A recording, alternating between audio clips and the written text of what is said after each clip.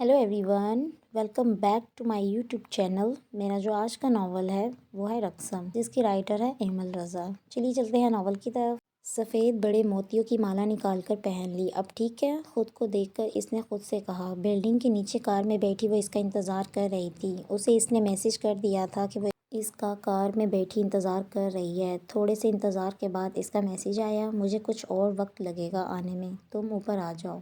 जवाब पढ़कर वो सोचने लगी कि जाए या ना जाए। एक लंबे अरसे से वो इससे नहीं मिली थी। उसे इससे मिलने की बेचैनी थी। वो इसे देखना चाहती थी कि वो कहाँ है। वो जो गायब हो चुका था, उसे भूल चुका था, वो कहाँ है। जाने ना जाने की कश्मकश में वो लिफ्ट से तीसरी मंजिल पर आ ही गई। मालूम नहीं उसे ऊपर आना चाहिए था या नहीं। जब वो उसे ढूंढ रही थी तब वो इससे सिर्फ मिलना चाहती थी, हत्ता कि वो इसके फ्लैट तक भी आई। अब जब इसने खुद बुलाया था तो वो सोच रही थी, झिझक रही थी, बेचैन थी, परेशान थी।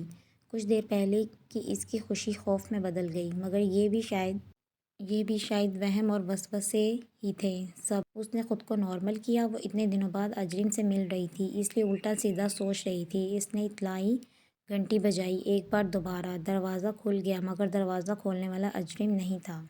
अजरीम, उसे लगा वो गलत जगह गलत घर में आ गई है। यस कम इन कहकर वो अंदर की तरफ चला गया। वो इसके फ्लैट में पहले कभी नहीं आई थी। वो अकेला रहता था या किसी दोस्त के साथ, उसे मालूम ही नहीं था। उसे एहसास हो रहा था कि उसे यहाँ नहीं आना चाहिए था। इसका दिल चाह रहा था कि वो वापस चली जाए। दाखिली दरवाजे से आगे दीवार के इस तरफ सिटिंग एरिया था। सुस्त रवि से चलती वो अंदर आई। धीमी आवाज़ में मौसीकी गूंज रही थी। वहाँ बहुत से लोग के होने का गुमान हो रहा था। सिटिंग एरिया में उसकी नज़र पड़ते ही इसके गुमान की तस्दीक हो गई। वहाँ 4-5 लड़के लड़कियाँ बैठे थे। इनकी शक्लें उसे जानी पहचानी लग रही थी, मगर इन सब में अजरिम नहीं था। इन सब पर नज़र पड़ते ही वो बुरी तरह घबरा गई। लम्हों का खेल था। वो अंदर गई और फ़ौरन ही पलटकर बाहर की तरफ लपकी।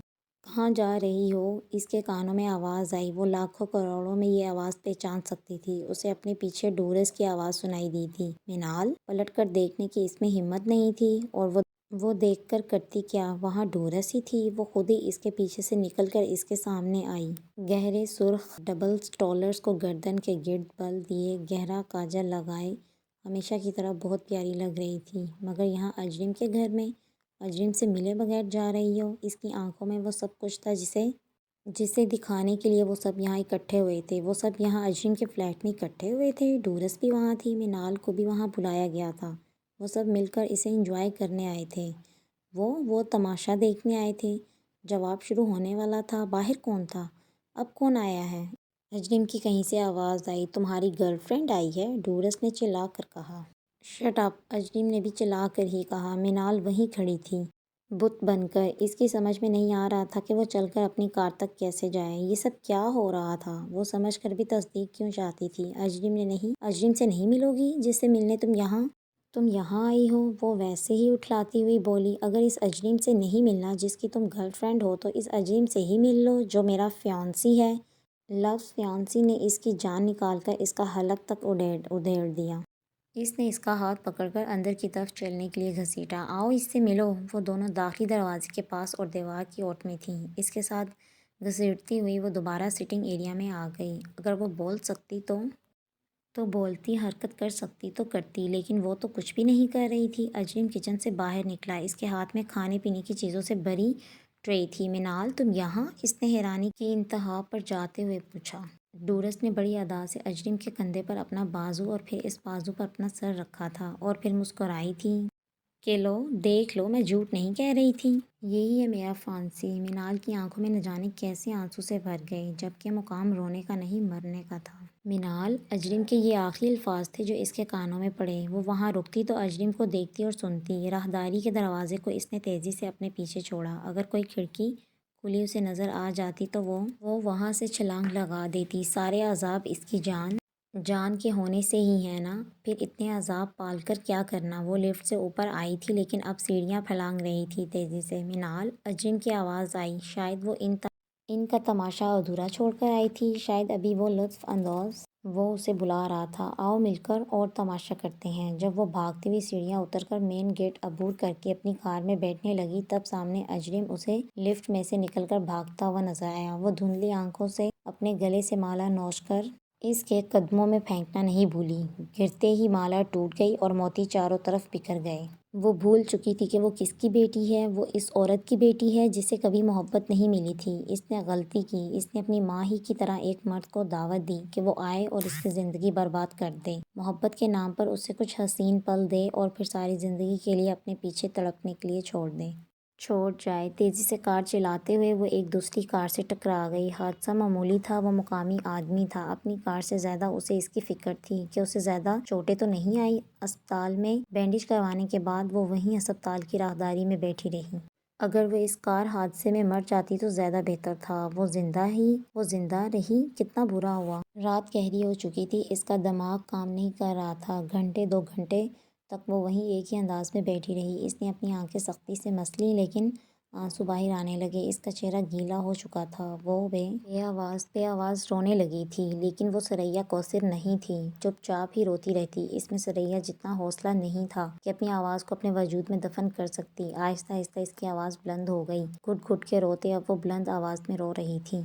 ثریا کوثر کی بیٹی کی آواز سنی جا سکتی تھی۔ پاس سے گزرتے وہ لوگوں نے اسے دیکھا۔ کافی دیر تک دیکھتے رہنے کے بعد وہ آگے بڑھ گئے۔ کچھ ہی دیر بعد اس کے پاس اسٹاف نرس آ گئی۔ اس نرس نے اس کی بینڈیج کی تھی۔ وہ اس سے سوال کرنے لگی، ساتھ ساتھ وہ اسے مطمئن کر رہی تھی۔ پریشان مت ہو، معمولی زخم ہے، یقین کرو معمولی زخم ہے۔ وہ اس کے ہاتھ کے زخم کو الٹ پلٹ کر دیکھنے لگی، اس کی پیشانی اور گردن پر لگے زخموں کو بھی۔ درد کہاں ہے؟ وہ اس سے مسلسل پوچھ رہی تھی، درد کہاں ہے؟ مینال نے اجنبی نظروں سے اس کی طرف دیکھا۔ اسے خود بھی کہاں پتہ تھا کہ درد کہاں ہے اور کہاں کہاں ہے۔ اپنی دل کے ٹوٹنے پر رونا آ رہا تھا یا خود کو دھوکہ دیے جانے پر، یا آگ کے یہ دونوں ہی دریا مل کر اسے جلا رہے تھے۔ نرس مسلسل پوچھے جا رہی تھی، وہ کیسا محسوس کر رہی ہے، اسے کیا چاہیے، وہ رو کیوں رہی ہے؟ اس کے جواب نہ دینے پر اس کا ہاتھ پکڑا اور اسے اٹھا کر اپنے ساتھ لے کر چلنے لگی۔ تمہیں پرسکون رہنے کی ضرورت ہے۔ حادثے نے تمہارے اعصاب پر بری طرح سے اثر ڈالا ہے۔ تم ضرورت سے زیادہ خوفزدہ ہو گئی ہو شاید، جبکہ تمہیں زیادہ چوٹیں نہیں آئی۔ میں تمہارا چیک اپ ایک بار پھر کر لیتی ہوں۔ اس حادثے نے ہی اس کے اعصاب پر اس بری طرح سے اثر ڈالا تھا کہ وہ نرس کی گرفت سے اپنا ہاتھ آزاد کروا کر وہاں سے بھاگ گئی۔ بھاگتے بھاگتے اس نے راہداری عبور کی کار میں بیٹھ کر دروازہ لاک کر کے وہ اندھیرے میں خود کو گھورنے لگی۔ اب وہ کھل کر رو سکتی تھی۔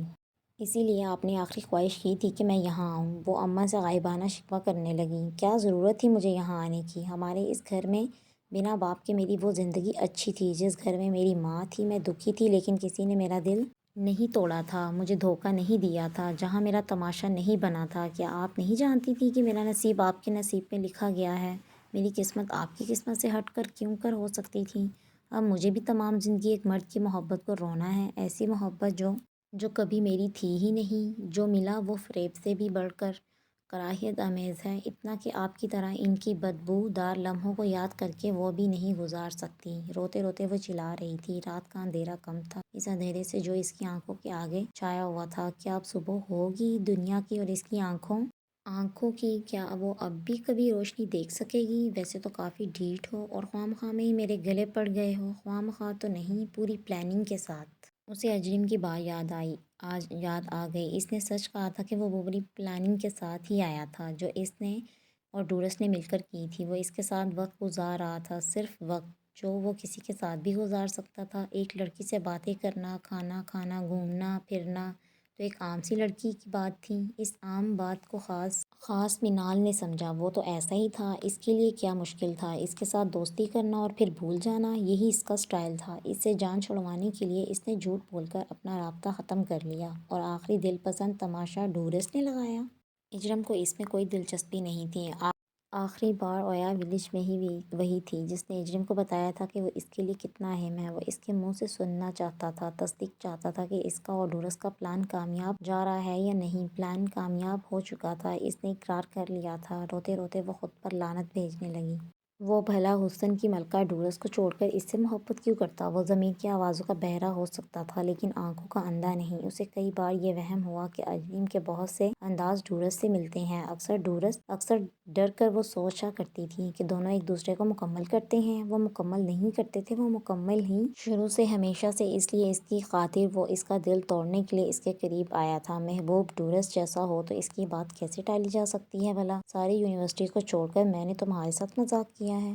خدایا، مینال نے اپنا سر مضبوطی سے تھام لیا۔ اجرم نے تو کچھ بھی جھوٹ نہیں بولا تھا، وہ تو ایک ایک بات بالکل سچ کہتا رہا تھا۔ وہ اپنے فریب کا بوجھ ساتھ ساتھ اتارتا رہا تھا، سانپ کی کینچلی کی طرح۔ وہ اب بھی نکھر کر پھر سے صاف ستھرا تھا۔ مینال جان گئی تھی کہ ساری یونیورسٹی کو چھوڑ کر اس نے اس کے ساتھ ہی مذاق کیوں کیا تھا، اسی سے بات کیوں کی تھی، نام کی دوستی اور کام کی محبت کیوں کی تھی۔ اس نے اپنے حصے کا ایکٹ بہت خوبصورتی سے ادا کیا تھا۔ وہ ڈرامر جیسا بھی تھا، ڈانس میں کیسا بھی فلاپ تھا، مگر وہ اداکار کمال کا تھا۔ میں دوں تو اتنی معمولی تکلیفیں نہیں دیتی۔ وہ مر جانا چاہتی تھی، لیکن آخری بار وہ ڈورس سے ملنا چاہتی تھی۔ آدھی رات کا وقت تھا۔ آدھی رات کے بعد وہ گھر آئی۔ اس کی کار نے کام کرنا بند کر دیا تھا۔ وہ راستے میں ہی اسے چھوڑ کر وہ ٹیکسی میں گھر آئی۔ سامنے ہی سکندر احمد اور صوفیہ پریشان بیٹھے تھے۔ ان کے ہاتھ میں فون تھا۔ اسے دیکھتے ہی انہوں نے فون بند کر دیا اور لپک کر اس کے پاس آئے۔ آ گئی مینال، کہاں تھی تم؟ احد بھی بوجھل آنکھیں لیے اٹھ کر کھڑا ہو گیا۔ تم ٹھیک تو ہو نا؟ اسے دیکھتے ہی سکندر احمد جتنا خوش ہوئے تھے، اس کی حالت دیکھ کر وہ دنگ رہ گئے۔ اس کا حلیہ خراب تھا، اس کا چہرہ رونے کی وجہ سے مرجھایا ہوا تھا۔ سکندر احمد نے اسے اپنی گرفت میں لیا۔ رات سے ان کی جان سولی پر لٹکی ہوئی تھی۔ ایک مخصوص وقت تک جب وہ نہیں آئی تھی تو دونوں نے ہی باری باری اسے فون کرنا شروع کر دیا، لیکن اس سے فون پر رابطہ ہی نہیں ہوا۔ میسج کے جواب بھی نہیں آ رہے تھے۔ لگاتار فون کرنے کے بعد انہوں نے اس کے کلاس فیلو سے رابطہ کیا، کسی کو کچھ خبر نہیں تھی۔ 12 بجتے ہی انہوں نے پولیس کو کال کی۔ پولیس کو تفصیل بتانے کے بعد وہ بےچینی سے اس کا انتظار کرنے لگے۔ زیادہ فکر انہیں ٹریفک حادثے کی تھی اور پولیس اس کا پتہ لگا رہی تھی۔ پولیس کے خبر دینے سے پہلے وہ آ چکی تھی، اس موت کا ماتم کرنے جو بس اس کی آخری سانسیں کھینچ لینے کو تھی۔ کیسے ٹھیک ہو سکتی ہوں میں؟ اس نے پوری قوت سے چلا کر کہا اور خود کو ان کی گرفت سے آزاد کروایا۔ اس کی آواز اور اس کے سوال نے لمحے بھر میں ہی انہیں بہت کچھ بتا دیا تھا۔ سکندر احمد اور صوفیہ حیرت سے اس کی طرف دیکھنے لگے، سوالیہ نظروں سے۔ مینال نے انہیں زیادہ دیر تک انتظار نہیں کروایا تھا۔ مجھے بد دعا دی گئی ہے آپ کی اولاد ہونے کی، وہ حلق کے بل چیختی اور اس طرح سے چیخی کہ سوتی جاگتی آنکھوں کو پورا کھول کر احد نے اسے دیکھا۔ اس کی متورم آنکھیں، اس کے چہرے پر جگہ جگہ زخم کے نشان، اس کی آواز، اس کا لہجہ، اس کا عاشقانہ انداز اس پر ترس دلا رہا تھا۔ ہوا کیا ہے مینال؟ کچھ بتاؤ تو صحیح۔ صوفیہ آنٹی محبت اور فکر مندی سے اس کی طرف بڑھیں۔ لپک کر وہ ڈورس کے کمرے میں گئی۔ وہ انگلش مووی دیکھ رہی تھی۔ احد تک اس کے لاپتہ ہونے کی وجہ سے لاؤنج میں بیٹھا اس کا انتظار کر رہا تھا، لیکن وہ انگلش مووی دیکھ رہی تھی۔ سکندر احمد اور صوفیہ اس کے ساتھ اس کے پیچھے آئے۔ انہیں توقع نہیں تھی کہ وہ اور اس کے کمرے میں جائے گی۔ ایک عرصے سے ان کے درمیان کوئی خاص بدمزگی نہیں ہوئی تھی۔ دونوں کا خیال تھا کہ وقت کے ساتھ ساتھ وہ ٹھیک ہو جائیں گی، ایک دوسرے کے قریب آ جائیں گی۔ یہ ان کی خام خیالی ثابت ہوئی تھی۔ جواب ہوا تھا وہ پہلے سے بھی بدتر ہوا تھا۔ ڈھار سے دروازہ کھلنے پر ڈورس نے گردن موڑ کر اسے نہیں دیکھا تھا، البتہ اس کی آنکھیں جیسے ردم پر رقص کرنے لگیں۔ تم نے میرے ساتھ ایسا کیوں کیا؟ وین اس کے سامنے جا کھڑی ہوئی۔ اب ڈورس نے نفرت سے اس کی طرف دیکھا پر کوئی جواب نہیں دیا اور والیوم تیز کر دیا۔ مینال نے پاس پڑا ایک وزنی ڈیکوریشن پیس پلازما اسکرین پر دے مارا۔ سکندر احمد، صوفیہ احمد جہاں تھے وہیں کھڑے رہ گئے۔ تم نے ایسا کیوں کیا؟ جتنا شور اسکرین کے ٹوٹنے سے ہوا تھا، اس سے زیادہ شور اس کی آواز میں تھا۔ صوفیہ اس کے پاس آنے لگی۔ وہ ان دونوں سے خود بات کرنا چاہتی تھی، مگر ایک طرف کھڑے سکندر احمد نے ان کا ہاتھ پکڑ کر روکا اور خاموشی سے کھڑا رہنے کا اشارہ کیا۔ وہ ان دونوں کو سننا چاہتے تھے۔ وہ دیکھنا چاہتے تھے کہ اس گھر میں ان کی دو بیٹیوں کے درمیان ایسا کیا ہوا ہے کہ مینال اس انداز میں اس سے بات کر رہی ہے۔ کیونکہ تم یہی ڈیزرو کرتی تھی، کچھ طنز اور زیادہ اطمینان سے ڈورس نے کہا۔ یہی اوقات تھی تمہاری، تم اسی قابل تھی۔ ٹھیک کہا تم نے۔ میری اوقات یہی تھی کہ میں اس گھر میں نہ آتی۔ اس نے اپنی آنکھوں سے آنسو صاف کیے۔ آنا تو مجھے اس دنیا میں نہیں چاہیے تھا۔ وہ رونے لگی اور روتی رہی۔ تم آج اسی جگہ کھڑی ہو جہاں کی ایک ایک چیز تم نے اپنی نفرت کی وجہ سے توڑ دی تھی۔ یاد ہے تم نے میرے ساتھ کیا کیا تھا؟ ڈورس تن کر اس کے سامنے کھڑی ہو گئی۔ تمہاری اسی نفرت کا ایک تماچا میں نے بھی مارا، صرف ایک، اس نے غرور سے کہا۔ اب تم اجرم کو مار ڈالو گی، اسے مروڑ دو گی۔ میری ہر چیز پر قبضہ کرنے کی عادت ہے نا تمہیں، اب کرو اجرم پر قبضہ۔ وہ پاپا نہیں ہے جسے تم مجھ سے چھین لو گی۔ اس کے لہجے میں وہ سب تھا جو ہونا چاہیے تھا، غصہ، طنز، تمسخر، ناپسندیدگی، نفرت۔ چیزیں اس نے ہزاروں سوال آنکھوں میں سجا کے دیکھا۔ اپنی چیزوں کا مقابلہ تم نے میرے دل سے کیا؟ سکندر احمد اور صوفیہ نے ایک دوسرے کی طرف دیکھا اور پھر ڈورس کی طرف۔ میں نے تمہاری چیزیں نہیں، اپنے وہ ارمان توڑے تھے جو صرف تمہیں ملے تھے، مجھے نہیں۔ میں نے ڈورس کی نہیں، سکندر احمد کی چیزیں توڑی تھیں جو صرف تمہارے پاپا تھے۔ ڈورس نے شانے اشکائے جیسے کچھ بھی کہو اب اسی جگہ پر کھڑی ہو کہ میں بھی دل سے رو رہی تھی۔ بھول گئی ہو؟ میں نے تب بھی تم سے کہہ دیا تھا کہ تم نے ٹھیک نہیں کیا اپنے ساتھ، تمہیں پچھتانا پڑے گا، وہ بھی بہت زیادہ۔ یاد ہے، سب یاد ہے مجھے، نال نے اپنی آنکھوں کے آنسو پونچھتے ہوئے اسی طرح سے کہا کہ سکندر احمد سمیت صوفیہ اور احد کا دل بھی کٹ کر رہ گیا۔ اچھا تو پھر اب کیوں رو رہی ہو؟ اس کا انداز ایسا تھا جیسے وہ افسوس ہوا سن کر۔ چلو اب بھول جاؤ، کیونکہ جس کے سینے پر سر رکھ کر تم سوتی رہی تھی، میں اس کی تصویر سے لپٹ کر روتی رہی تھی۔